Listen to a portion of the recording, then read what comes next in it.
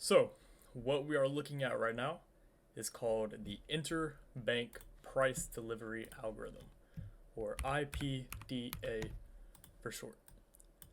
So, price has four characteristics at which it can move in. It has either one, consolidation, which would be back and forth movement held in a tight range. It has two, expansion, which would be a run in price, more so one-sided. And then from an expansion, it will either lead into retracement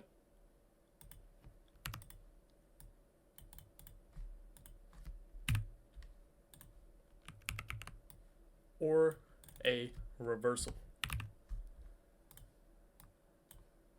So a retracement would be price returning back into the range created after the expansion, retracing into it, and then continuing the momentum. A reversal would be price expanding and then reversing. So everything begins with the consolidation.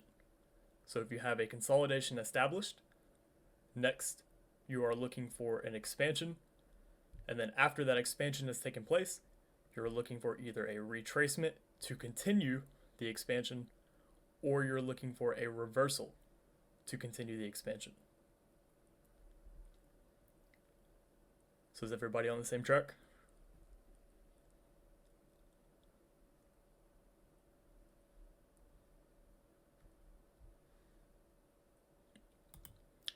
And now following along with quarterly theory, you can typically see these properties take place from quarter to quarter to quarter to quarter.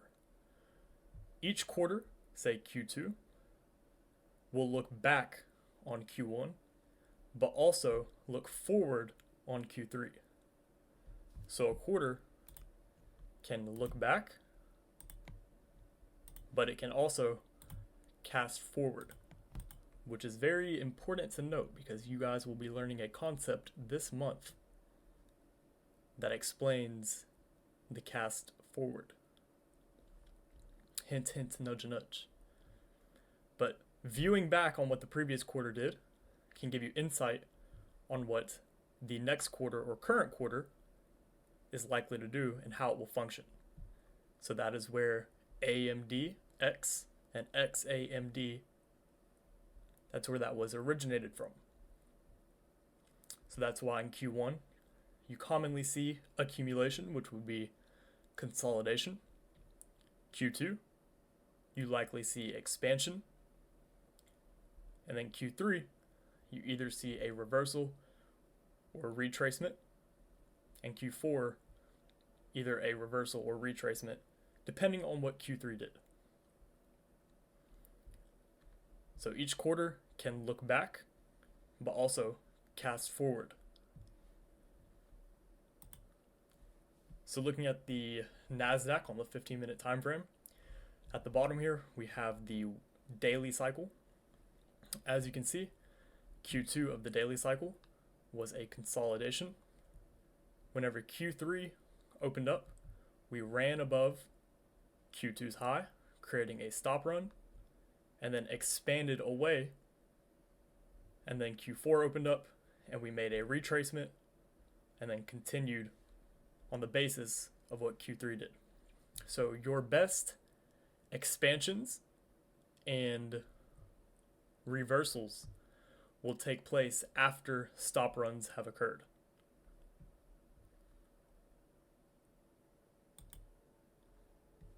And now we're looking at the euro.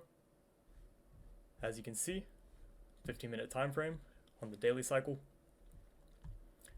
Q2 was a consolidation. Q3 opened up, made a stop run on Q2's low, and then expanded.